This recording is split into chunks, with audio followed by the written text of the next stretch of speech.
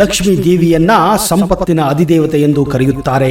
ಆಕೆಯ ಅನುಗ್ರಹವಿದ್ದರೆ ಎಂಥ ಭಿಕ್ಷಕನು ಶ್ರೀಮಂತನಾಗಬಲ್ಲ. ಅದೇ ರೀತಿ ಆಕೆಯ ಅವಕೃಪೆಗೆ ಒಳಗಾದರೆ ಶ್ರೀಮಂತನು ಬೀದಿಗೆ ಬರಬಲ್ಲ. ಲಕ್ಷ್ಮಿಯ ಅನುಗ್ರಹವಿದ್ದರೆ ಬದುಕು ಬಹಳ ಆರಾಮ ಮತ್ತು ಸಂತೋಷದಿಂದ ಇರುತ್ತದೆ. ಧರ್ಮಗ್ರಂಥಗಳ ಪ್ರಕಾರ ಲಕ್ಷ್ಮೀ ದೇವಿಯ ಕೃಪೆಗೆ ಒಳಗಾದರೆ ನೀವು ಕೆಲವು ನಿಯಮಗಳನ್ನ ಬದುಕಿನಲ್ಲಿ ಅಳವಡಿಸಿಕೊಳ್ಳಬೇಕಾಗುತ್ತದೆ. ಶಿಸ್ತುಬದ್ಧಿನ ಜೀವನ ನಡೆಸುವವರಿಗೆ ಮಾತ್ರ ಲಕ್ಷ್ಮಿ ಒಲಿಯುತ್ತಾಳೆ ಎಂದು ಕೂಡ ಹೇಳಲಾಗುತ್ತಿದೆ. ಸಾಮಾನ್ಯವಾಗಿ ತಪ್ಪು ಮಾಡದ ಮನುಷ್ಯ ಯಾರೂ ಇಲ್ಲ ಎಂದು ಹೇಳಬಹುದು. ಹುಟ್ಟಿದ ಪ್ರತಿಯೊಬ್ಬ ಮನುಷ್ಯ ಕೂಡ ತಪ್ಪನ್ನ ಮಾಡೇ ಮಾಡುತ್ತಾನೆ.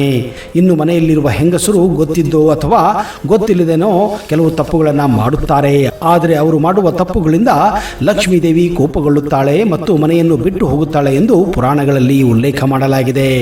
ಮನೆಯ ಮಹಿಳೆಯರು ಇಂತಹ ತಪ್ಪುಗಳನ್ನು ಮಾಡುವುದರಿಂದ ಮನೆಯ ಆರ್ಥಿಕ ಪರಿಸ್ಥಿತಿ ಹದಗೆಡುವುದು ಮಾತ್ರವಲ್ಲದೆ ಮನೆಗೆ ದರಿದ್ರ ಬಂದು ನೆಲೆಸುತ್ತದೆ ಎಂದು ಹೇಳಬಹುದು. ಈ ಕೆಲವು ತಪ್ಪುಗಳನ್ನು ಮನೆಯ ಮಹಿಳೆಯರು ಮಾಡುವುದರಿಂದ ಲಕ್ಷ್ಮೀ ದೇವಿ ನಮ್ಮ ಮೇಲೆ ಮುನಿಸಿಕೊಂಡು ನಮಗೆ ಶಾಪ ನೀಡುತ್ತಾಳೆ ಎಂದು ಕೂಡ ಹೇಳಲಾಗುತ್ತಿದೆ. ಹಾಗಾದರೆ ಮನೆಯ ಮಹಿಳೆಯರು ಯಾವ ತಪ್ಪುಗಳನ್ನು ಮಾಡಬಾರದು ಅನ್ನುವುದರ ಬಗ್ಗೆ ಸಂಪೂರ್ಣವಾದ ಮಾಹಿತಿಯನ್ನು ನೀವು ತಿಳಿದುಕೊಳ್ಳಬೇಕೆಂದರೆ ಈ ವಿಡಿಯೋನ ಕೊನೆವರೆಗೂ ನೀವು ನೋಡಲೇಬೇಕು. ಅದಕ್ಕಿಂತ ಮೊದಲು ನೀವು ನಮ್ಮ ಚಾನಲ್ಗೆ ಹೊಸಬರಾಗಿದ್ದರೆ ದಯವಿಟ್ಟು ಈಗಲೇ ಸಬ್ಸ್ಕ್ರೈಬ್ ಮಾಡಿ, ಜೊತೆಗೆ ಬೆಲ್ ಐಕನ್ ಕೂಡ ಪ್ರೆಸ್ ಮಾಡಿ.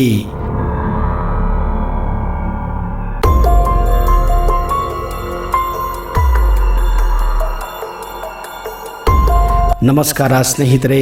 ಮಹಿಳೆಯರು ಯಾವುದೇ ಕಾರಣಕ್ಕೂ ಕಾಲಿನಿಂದ ಮನೆಯ ಬಾಗಿಲ ಹೊಸ್ತಿಲನ್ನ ತುಳಿಯಬಾರದು. ಮನೆಯ ಬಾಗಿಲಿನಲ್ಲಿ ತಾಯಿ ಲಕ್ಷ್ಮಿ ನೆಲೆಸಿರುತ್ತಾಳೆ ಮತ್ತು ಬಾಗಿಲಿಗೆ ದೇವರ ಸ್ವರೂಪವನ್ನು ನಾವು ನೀಡಿದ್ದೇವೆ. ಈ ಕಾರಣಕ್ಕಾಗಿ ನಾವು ಬಾಗಿಲನ್ನ ಕಾಲಿನಿಂದ ತುಳಿಯಬಾರದು. ಬಾಗಿಲಿಗೆ ಹೊರಗಿ ಅಥವಾ ಬಾಗಿಲ ಬಳಿ ಕುಳಿತು ಊಟ ಮಾಡಬಾರದು. ಓಡಾಡುವ ಜಾಗದಲ್ಲಿ ಊಟ ಮಾಡುವ ಅಭ್ಯಾಸವಿದ್ದರೆ ಅದನ್ನು ಬಿಡಬೇಕು. ರಾತ್ರಿ ವೇಳೆ ಎಂಜಲು ಪಾತ್ರವಿದ್ದರೆ ಅವುಗಳನ್ನು ಸ್ವಚ್ಛ ಮಾಡಿಯೇ ಮಲಗಬೇಕು. ಹಾಗೆಯೇ ಮಲಗಬಾರದು. ಹಾಗೆಯೇ ಮಲಗಿದರೆ ದಾರಿದ್ರ್ಯ ಲಕ್ಷ್ಮಿ ಮನೆಯನ್ನ ಸೇರುತ್ತಾಳೆ. ಮನೆಗೆ ಲಕ್ಷ್ಮಿ ಬರಬೇಕೆಂದರೆ ಉಪಯೋಗ ಮಾಡಿದ ಪಾತ್ರೆಗಳನ್ನ ಸ್ವಚ್ಛ ಮಾಡಿಯೇ ಮಲಗಬೇಕು. ಇಲ್ಲದಿದ್ದರೆ ಮನೆಗೆ ಒಳ್ಳೆಯದಲ್ಲ, ಹಣಕಾಸಿನ ತೊಂದರೆಯಾಗುತ್ತದೆ. ಲಕ್ಷ್ಮೀ ದೇವಿ ಕೂಡ ನೆಲೆಸುವುದಿಲ್ಲ.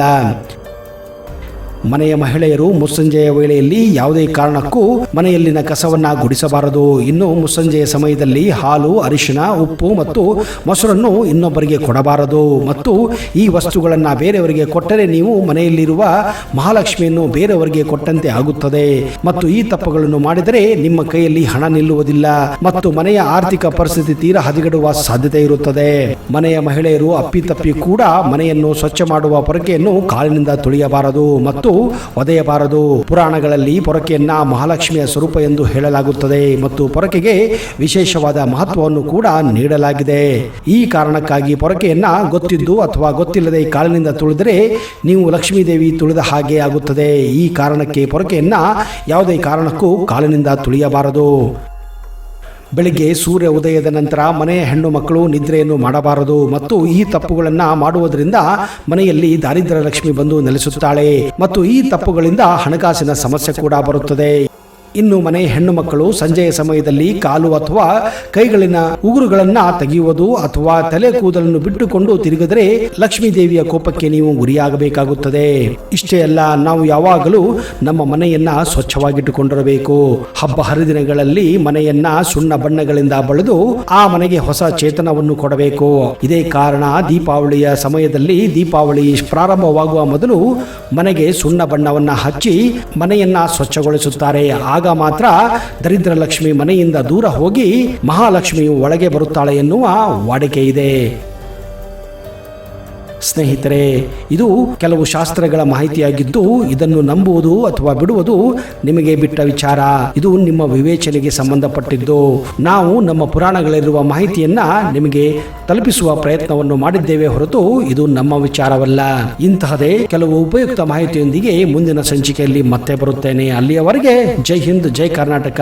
ನಿಮಗೆಲ್ಲ ಆ ಲಕ್ಷ್ಮಿ ಒಲಿಯಲಿ ಎಂದು ನಾವು ಕೂಡ ಆಶಿಸುತ್ತೇವೆ.